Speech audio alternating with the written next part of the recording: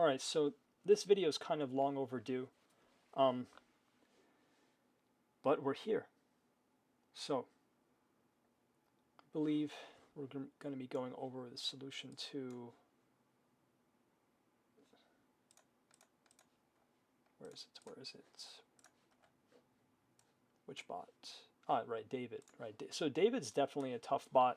Um, Plays a game that's kind of hard to cut through in the sense that um, he does force you to look through the lines deeper and stuff. And for each Glico or Elo rating of robot and stuff, like like the beginner, intermediate, and advanced one from what I've seen, and um, you know, noticing that can throw a person off about the how, how to take the difficulty of it and stuff. It definitely does give a sense of an experience of a nightmare, and that has to be your mind has to push that away to look at the circumstance for what it really is. Um, so you have to separate yourself and your mind from what's intimidating you, because there's apparently so many possibilities, right? But like if you study the game of chess, not the specific matches, if you study the game of chess, then it becomes less and less scary and more about smoke and mirrors and stuff. It's um,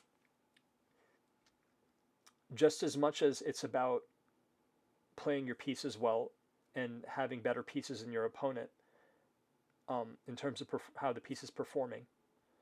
Um, it's also about looking at the game deeper than your opponent and considering more, um, using a higher level of reason and stuff.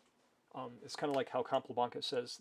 He said something like where the winner in chess is decided by who is the more logical thinker. Uh, for part of that quote, he was he was um, very he was you know he was right for many circumstances in saying that. It's just a shame that during his time he was not treated properly. For example, being told that he doesn't belong at a certain chess tournament, despite the facts saying otherwise, uh, was really unfortunate and not fair to somebody like him. Um, he had the natural raw talent, and he was a great player. So there was no reason to for anybody to take any credit away from him. Um, okay, so let's do a quality check. Unfortunately, I mean, by Stockfish's evaluation of it, there are many reasons why I should have lost this one, actually, except it had um,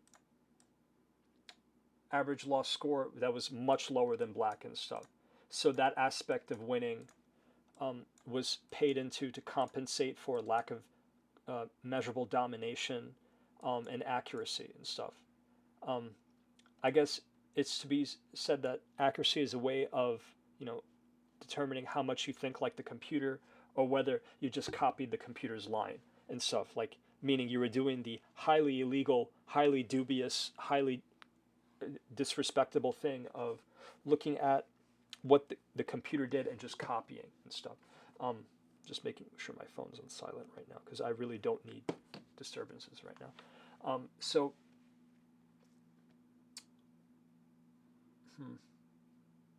slightly more piece activity too, so that was paid into to compensate as well.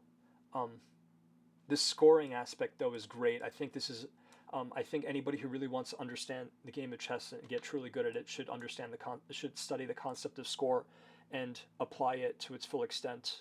A lot of good wins to be made there. Um, Going to the middle game, the computer thinks my middle game was better than black's. It's debatable. There wasn't a lot of calculation made in the middle game. Um, it's just situations just became this. Um, you know, David had, to my eye, to my just talk about what happened to me, is like David just gave up a little bit of power and advantage, and I, bit onto that and stayed latched on like a bulldog. Um, not to imply that bulldogs have a locking jaw. They don't. It's just that they don't let go when they need to, um, or when they should. So, um, so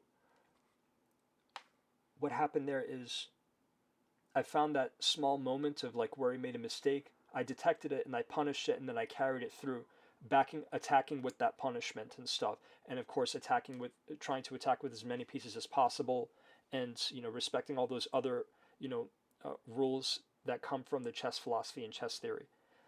Um, I don't need this mic to be here. So, all right, opening. I mean, opening chess is very easy and simple and stuff. Sometimes some bots understand the openings very well, but there's a few very strong ones. I'll just reiterate them. You have, for white, there's 1e4, there's 1d4, the knight f3. Um, oh, okay, I'm explaining that wrong. 1e4, the king's pawn, 1d4, the queen's pawn, um, arguably better than e4. Then you have a 1c4, which intends the London, and then you have what's called a one knight f3, which intends the ready. And then then black's best answers to those are the best openings and stuff, based off of opening principles. Trying to get a pawn majority in the center, or or controlling the center, not necessarily occupying the center, but controlling the center, then following proper order of priority in the opening from the pawns to knights, bishops, uh, rooks. Trying to get castled as quick as possible. And you're kind of respecting your king's safety and Fischer's rule of like when a piece is in your territory, you must address it and stuff. And yeah, that gives you, following rules like that come from the chess books. They give you as much advantage as possible and stuff, so middle games cannot be used to punish you. Um, so there's that, and then end games are arguably the simplest part, but I digress and stuff. Let's go into the solution more. No, we did not start with one knight c3. What is this computer doing? What is this computer doing? Okay. Jesus Christ, that was annoying. Yeah, Lucas Chess won't always cooperate with you. So 1e4. Winning in the king's pawn is not. It can be very difficult because of that hole you make in front of your king, and you have to move the pieces around it and stuff. 1a5 is a mistake, punishable. You just, you just get better performing pieces, starting from the next move on as best as you can. If you can't do that directly, you're going to have to do a tactical combination or a forced gambit, and then punish the opponent if they take it. If not, well, hey. So, it's still chess and stuff. You just got to maximize pressure. Here, I take here because I think I'm trying to modify the Ruy Lopez here. I don't think so. I was ignorant, but this is actually the where defense snaggle plus defense when I was playing. When I was playing this, I think I was doing the Ruy Lopez because of the bishop moving. No, that's not the whole enchilada. So there's that. Getting my knight side, I want a strong center because I want to press on the king side. Keep ahead in tempo. This whole time he's basically reacting. And I castle because I looked at all the other moves and it went, okay, well, it's not good. When you have so many variations to a game, it becomes very easy to just follow simple rules. So the computer says up until about here I'm playing properly.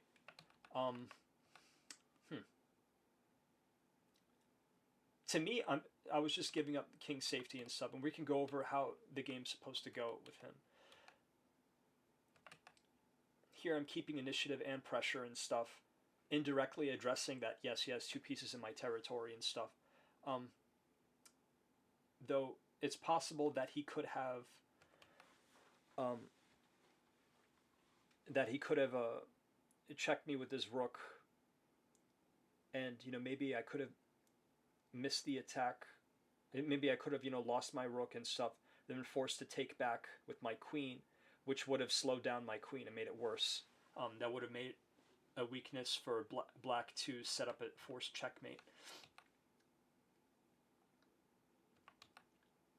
Here I don't mind trading because I'm going to simplify the position to take advantage of the fact that the game favors me and stuff. The computer doesn't entirely notice this, or at least David's computer didn't.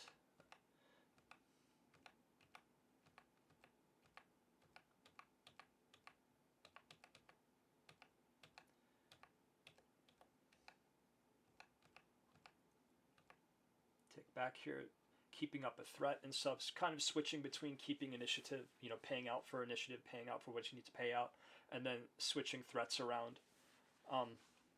I found, there's different ways to play strongly and stuff, which is why it doesn't always come down to playing strength. It's about domination, and you dominate through realizing and exerting benefits in different areas. We talked about score, accuracy, and domination and stuff. So you have to really, so this leads to basically a situation where I can do whatever I want to my opponent and stuff.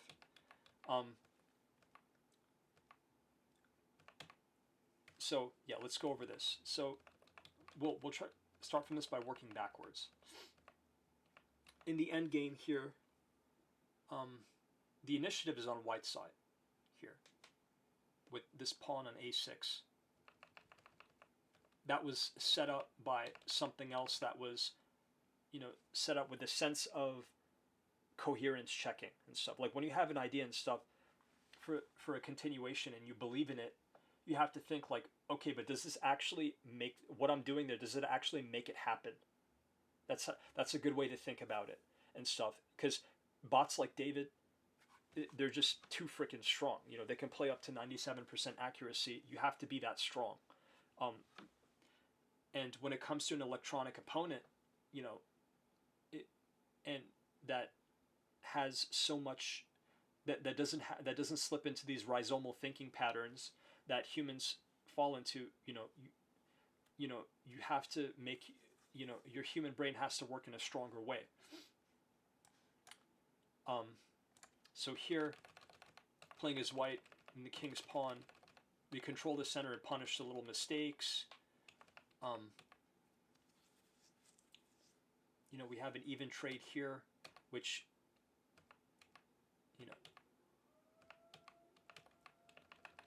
black here is giving up. It's trying to gambit. David's going to try to gambit in the king's pawn and stuff, which is ridiculous and stuff. If you're not forced to gambit, you don't gambit. And when your opponent gambits, you punish the gambit, you refute the gambit and stuff. And there is no in terms of pieces and stuff, there's no difference between a gambit and a mistake or a less than best idea, because the motion of the pieces is the same.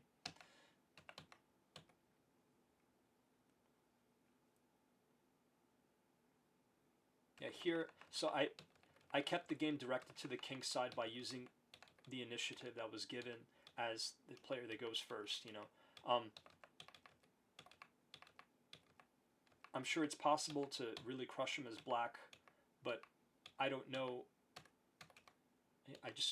I can't imagine what benefits could really be there. Walkthrough is a walkthrough. So, right. Then, yeah, it's pretty textbook chess from here, in terms of like what the grandmasters discovered and taught. I recommend a lot of teachers and stuff. There's some great authors that really understand the game. I would say Jeremy Sohlman is one of the best ones. Bobby Fischer as well. Who else is a great author with some great ideas? Rashid Neshmanadov had some really perfect diamond games, and so did Jose Raul Capablanca. and they had some great insights too. Paul Murphy as well. You know, people like that that really stood head and shoulders above the chess community. Um, they can um, they definitely have opinions worth considering. Um, you know, you also have Judith Polgar or Judith Polgar, however you want to pronounce it. She really understands the game, understood the game extremely well. Understands the game, however you want to term it. She probably still understands it perfectly. I know I saw a video of her recently beating Magnus Carlsen, who is also a great author to read from. Um, he has arguably solved the game. So there's that. Yeah. Here I got into a very deep line. I knew there was a ton of variations and stuff. Basically, how I looked at it was like, okay, the piece is going here, here, and here, and here, and then I just created a bunch of nodes and branches in my head of movements. And, you know, I think my brain just like quickly looked over like where my pieces are outperforming and stuff. And then, because, you know, the advantage is overwhelming here anyway. It's worth thinking about.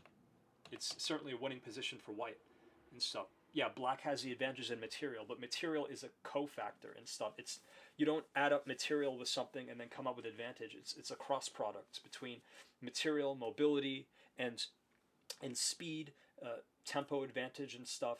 You know, you have to think. You have to think with more quality of information. Looking at this here, the computer thinks that, you know, white is absolutely losing and stuff.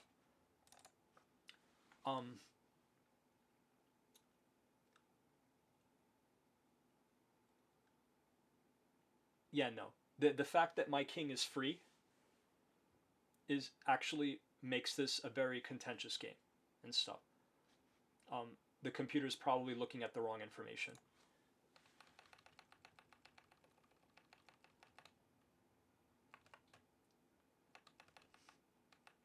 See, the king, even in the best line right here, the king has a route to go towards the center and stuff, and it's not even a forced checkmate. It's just like the computer's expecting me to force a draw and stuff. You know, yeah, you can force a draw, but at the same time you could force a draw, you could also force a checkmate and stuff. There's literally that many variations. You know, if you can force a draw or a stalemate, you could also force a checkmate too. You know, sometimes, just sometimes, you know. That's why sharp chess is such a high priority. Like you have to play sharpness, and you can't like be like mechanical or, you know, use like this kind of tabular spreadsheet thinking. You can't visually discount and stuff. You have to ground your logic in concrete analysis. Um, you know, the materialist view of chess is only is hasn't it just doesn't work. Doesn't work. I think the computer is just, you know, trying to give strength to the materialist view here, and that's not, you know, that's not proper chess and stuff. It's not all about advantage of material, because you can answer volume with precision and stuff to cut through volume. You know, and with a game with so many billions of variations, it's ridiculous to think that the advantage in material means anything.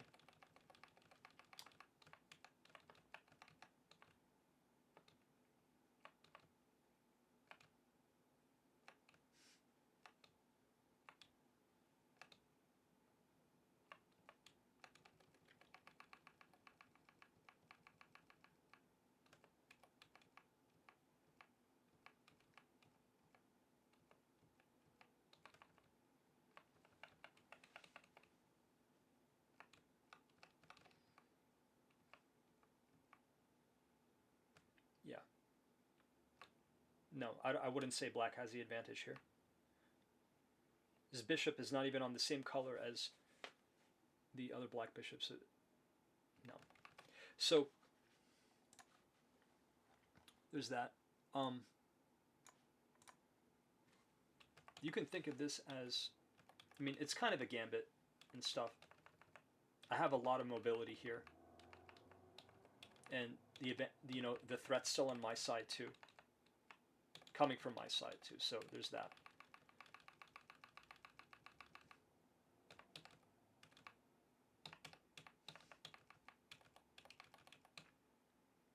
But yeah, the David bot is absolute sweatbox.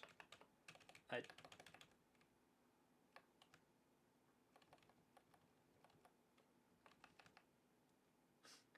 Black has a forced mate in 51 here. This is great. This is great. Oh, I want to see this. I have to see this right now. This is too good. Because I think this might be a joke, honestly.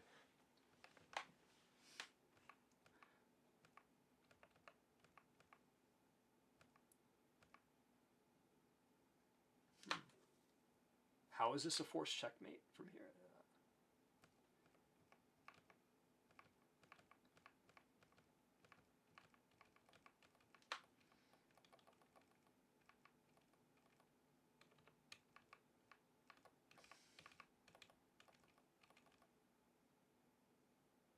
So basically this computer is saying that I can't use my king to attract the bishop by shifting the threat over to my side.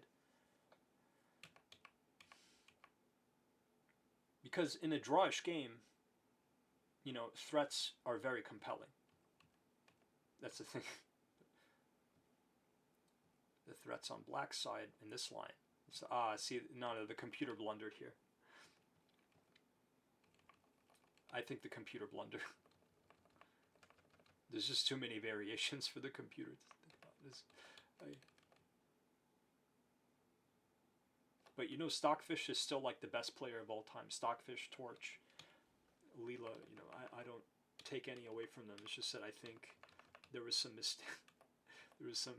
mistakes here. It probably has to do with the amount of time I allowed the computer to analyze it. I did like 120 seconds per move.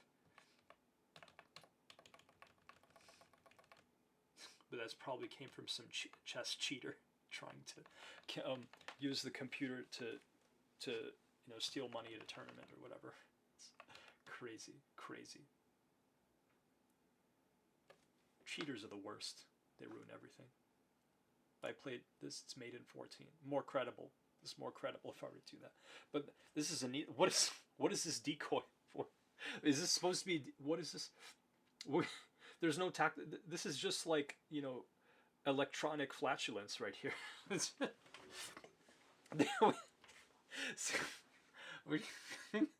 is this? Bishop in the center. Oh.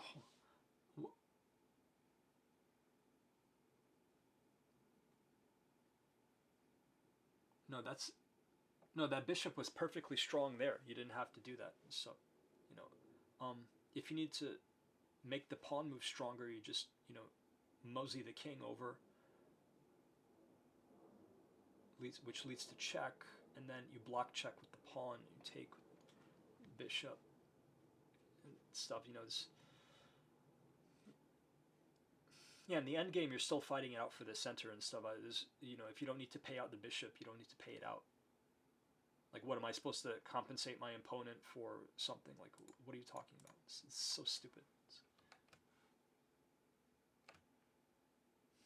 It's just wrong. From here, black mates in 47. I don't think this is forced. I don't think this is forced. Sorry.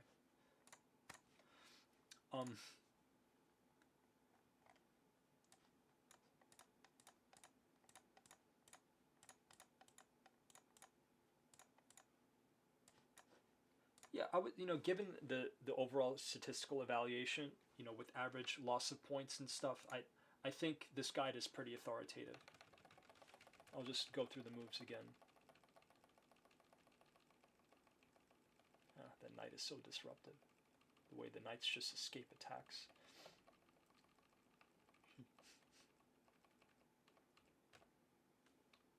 Created a broken leg for the opponent. That knight created a broken leg for the opponent to stand on. That's great. Nice. Okay. Yeah, I mean, that concludes this walkthrough stuff. But yeah, David is beatable by a human, so don't worry about it. You can use my walkthrough to help you a bit. I don't think it's not obviously not gonna cover every possible variation and stuff, and I think it's ridiculous to try to address that. But yeah, I wish you the best. Thank you.